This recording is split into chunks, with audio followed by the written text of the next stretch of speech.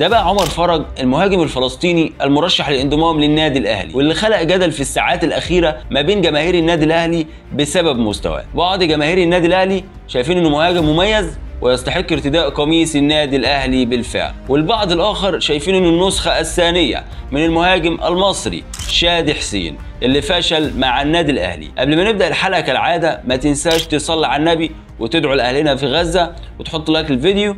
يلا بينا نبدأ الحلقة. قبل ما أكلمك عن مسيرة اللاعب الكروية تعال نتفرج كده مع بعض على أبرز مميزاته. عمر فرج هو مهاجم من المهاجمين المميزين والقليلين اللي بيعرف يستلم الكورة ويحتفظ بيها تحت ضغط ويسجل هدف زي ما انت شايف كده في الفيديو بالظبط. وكمان من ضمن مميزاته انه مهاجم مهاري. شوف هنا ازاي عمر فرج قدر يكلفت 3 لاعبين في نفس التوقيت ويسدد تسديده صاروخيه فارتكت الشبكه حرفيا، اسفرت عن هدف خرافي. وكمان بيجيد اللعب بالراس بشكل جيد، قناص وفي نشر على المرمى بشكل اكثر من رائع. يمكن اكتر ميزه عجباني في المهاجم الفلسطيني والسويدي عمر فرج انه في ميزه مش موجوده عند مهاجمين كتير، ونادرا لما تشوف مهاجم بيمتلك هذه الميزه بالفعل.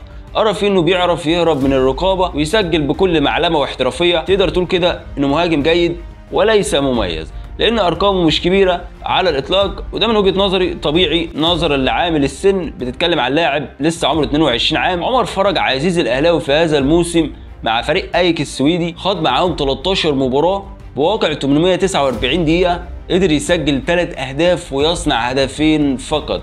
ارقام الى حد ما مقبوله، اي نعم مش كبيره، ولكن اللاعب جيد ممكن ينفجر مع النادي الاهلي في ظل ان مارسيل كولر شايف هذه الرؤيه انه هينجح مع الفريق، لانه في المميزات اللي محتاجها النادي الاهلي، في المميزات اللي طالبها مارسيل كولر. مارسيل كولر عايز نوعيه مهاجم مختلف تماما عن وسام ابو علي. بالبلدي كده مارسيل كولر عايز مهاجم مفرتك، مهاجم جعان كوره، وبالفعل عمر فرج بتتوافر فيها هذه الميزه، رغم ان هو ارقامه مش كبيره، ولكن مهاجم مميز ممكن يكسر الدنيا مع النادي الاهلي. علشان كده لو تلاحظ ان بعض من جمهور النادي الاهلي هتلاقيه مش متفق على الصفقه بنسبه كبيره، لان باختصار الغالبيه العظمى من جمهور النادي الاهلي شايفين ان احنا كنا خلصنا في جاكسون موليكا، مهاجم معروف للكل ومعروف عنه ان هو مهاجم سوبر قناص مضمون عن عمر فرج لسه هنجيبه ونجربه في النادي الاهلي، ويا عالم هينجح مع الفريق ولا لا. مستقيم بشكل كبير جدا من لجنه التعاقدات، لان فريق الخلود السعودي خلص فيه في خلال ساعات قليله فقط لمده موسم على سبيل الاعاره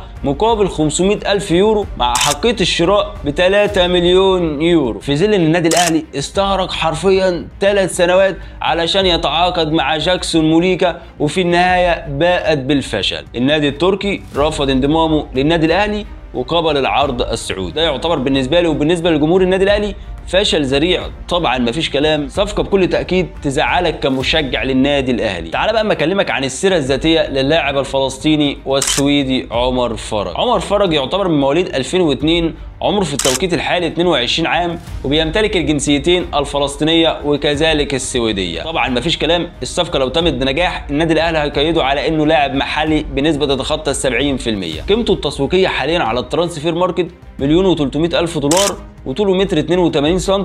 بدأ حياته الكرويه في السويد مع نادي اي اف بروما، وتم تصعيده للفريق الاول في عام 2020، وقدر يسجل اولى اهدافه بعد فتره قصيره من تصعيده وصاله وجاله، علشان في عام 2021 بينتقل لفريق ليفانتي الاسباني، فريق من فرق الرديف، وكان هداف الفريق في هذا التوقيت برصيد 7 اهداف، علشان في عام 2022 بينتقل لفريق ايك السويدي وهو ناديه الحالي، ومثل المنتخب السويدي وكذلك المنتخب الفلسطيني، ولكن حاليا بيمثل منتخب فلسطين. هناك انباء بتشير بقوه ان النادي الاهلي وصل للرتوش الاخيره في الصفقه، واللي معطل الصفقه حتى الان هو العامل المادي فقط. والنادي الاهلي والنادي السويدي هناك اختلاف على بعض البنود، في الساعات القليله القادمه ممكن تتحل، والنادي الاهلي بالفعل يتعاقد مع اللاعب الفلسطيني عمر فرج ويعلن عن الصفقه بشكل رسمي. لاعب مش وحش، مقبول، في ظل ان مارسيل كولر ابدا اعجابه بيه بشكل كبير جدا، وشايف ان عمر فرج بيمتلك المواصفات اللي محتاجها النادي الاهلي بالفعل. لو سالتني على المستوى الشخصي كل ما هو فلسطيني جميل،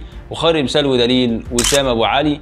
طبعا مفيش اجمل من وسام ابو علي، مهاجم سوبر قناص بيسجل من كل حته حرفيا. في نهايه المطاف ما تنساش تحط لايك للفيديو، وانتظرني في الحلقه القادمه ان شاء الله.